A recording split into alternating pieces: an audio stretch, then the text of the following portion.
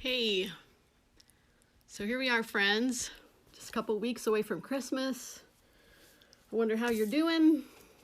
I'll wait a couple seconds, maybe see if somebody else is going to join us. Hey, let's get this out of the way. I'm wearing a Bulldog sweatshirt. I thought for this live that wouldn't show up. I thought it would just look like this. You wouldn't see Bulldogs, but just to clear the air, this is the Boyce College Bulldogs. So Boyce College, small college down in Louisville, Kentucky. One of my sons is going there this year. So I'm supporting with a little merch, but lots of places are called the Bulldogs. So we'll get that out of the way. I'm not being paid any endorsement fees for wearing this. Okay, so I posted that we would be talking about coming up with some kind of a grid to help us to say yes to things and no to things. And if you're anything like me, you get pretty overwhelmed, and not just at Christmas. It can be at any time of year. So this isn't particularly a what do I do about being overwhelmed at Christmas time talk. It's just the idea that we tend, I think, to take on more than we can chew often in life. And so I thought that I would share with you a few things that I do, a few tests that I kind of pass opportunities through to help me decide if it's going to be a good fit for the season I'm in.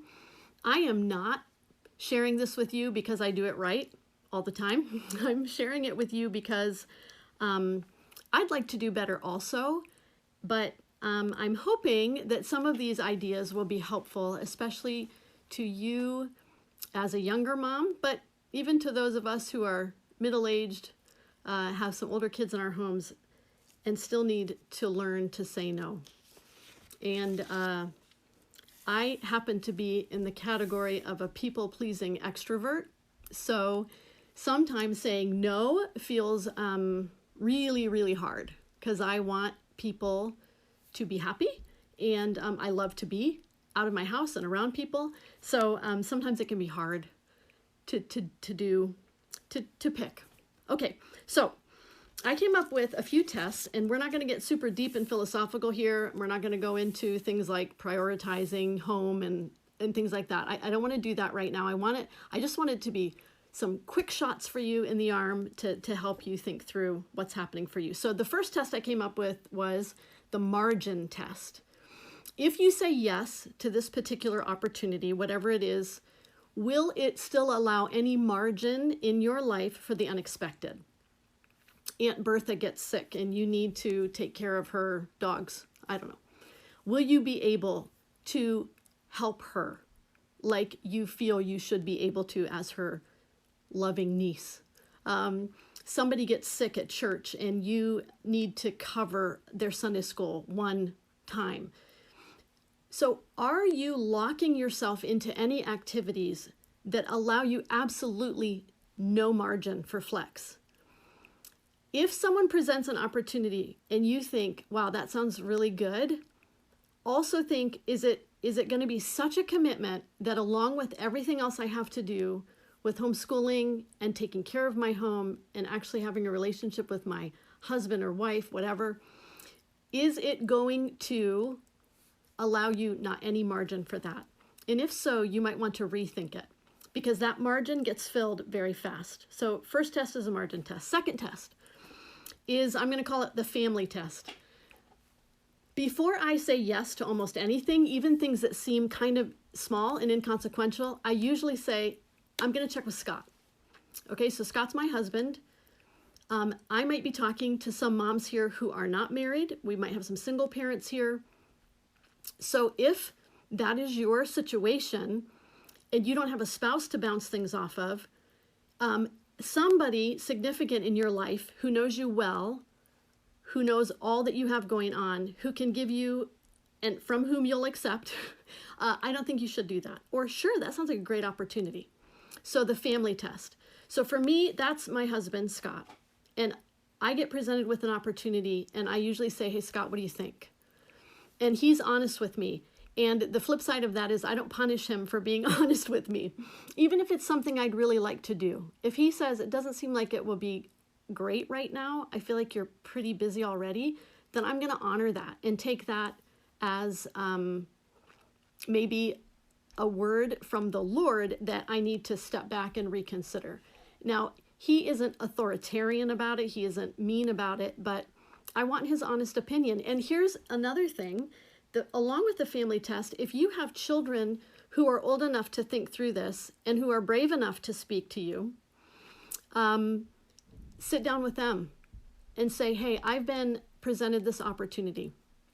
For instance, I had the opportunity to help coach at a very small college, come on staff with a basketball team. And so I sat down with my kids.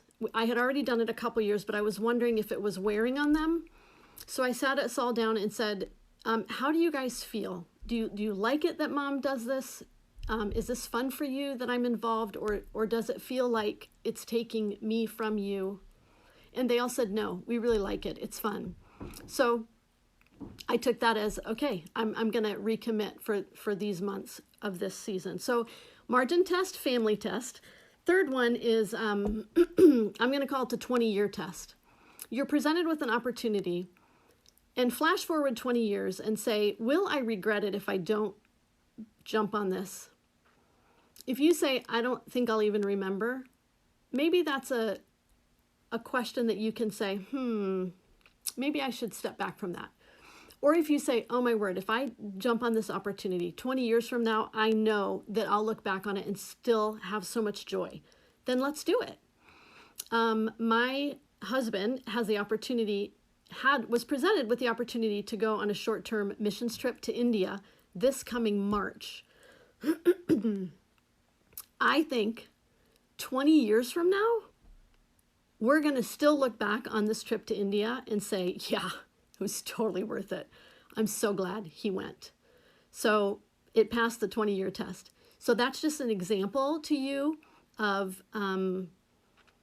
what I'm talking about when I say the 20-year test. So look forward 20 years. I had something written down about this. I feel like I said it better. Let me take a look. 20 years from now, will I look back with regret if I say no? Will I look back with joy if I say yes? So that's kind of what I'm talking about. So those are our first three: margin, family, 20-year. Here's my fourth. I'm going to call it the cycle test, and this is unique to women. When you are just finishing your monthly cycle, typically as women, we feel on top of the world, able to conquer anything. We got lots of energy. And that is just about the time that people ask us if we would commit to doing something. And because we can take on the world, we say yes. And then in 3 weeks, when the yes comes due, also we're about to start our cycle and are feeling really not good, like we can't take on the world, and we really wish we hadn't said yes. So that's going to be what I'm going to call my cycle test. Take a look at your schedule. If you're asked to do something, pay attention to where you are in your schedule, your monthly cycle, and where you're going to be when it's time to follow through with what you've committed to. And for some people, that's very, very eye-opening. I know it was for me to think through, oh my word, that's so true. At that point in my cycle, I'm like, woohoo, I'll do anything. I got it. And not so much when the time comes that I have to follow through. So those 4: margin, family, 20-year, cycle.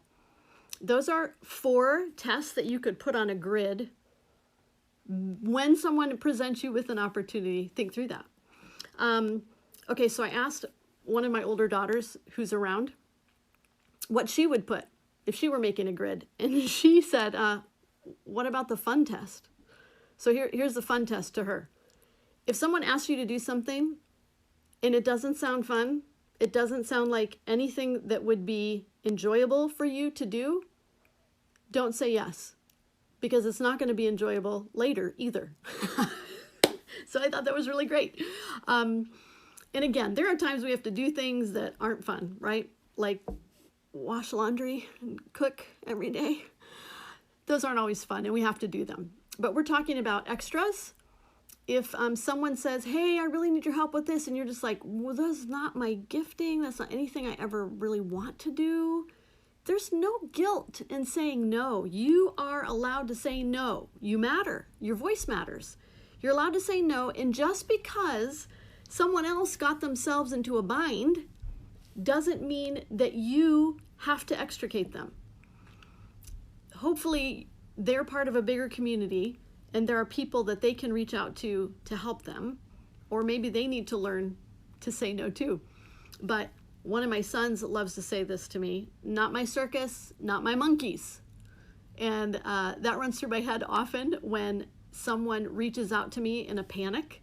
Even an older child reaches out to me in a panic because something isn't going well that they've committed to, or they can't make it to something and they have to have my help immediately. Guess what? Not my circus, not my monkeys. I didn't sign up for that. I don't have to bail you out. So that can happen even with not just our children, other people. So there's no guilt, moms or dads, whoever's watching. No guilt in saying no. You're allowed to say no. So that is it. That's our grid. I see I have somebody who joined me. Mandy, if you have any great thoughts, feel free to drop them in here. But so the margin test, if I say yes, does it still allow me some margin in my life? Family test. What do those who are nearest and dearest to me think? Do they think it would be too much right now? And do I have the kind of relationship with them that they know they're allowed to speak honestly to me? And will I listen with humility? The 20-year test. If I flash 20 years forward, will I look back with regret or joy at this opportunity? The cycle test. Where are you in your monthly cycle? That has a lot to do with how you feel about adding things in. And last one, courtesy of my daughter, the fun test. If it doesn't sound fun now, it's not going to be fun later either. And it might not be something you want to be involved in. So, and lastly, like I said, there's no guilt in saying no. You need to do what is best for you and for your family. And in order to honor any other commitments you've made, you've got to have priorities. And you know, for those of you who think, yeah, but I'm not doing enough, I do this, I'm not doing enough, I should be doing more.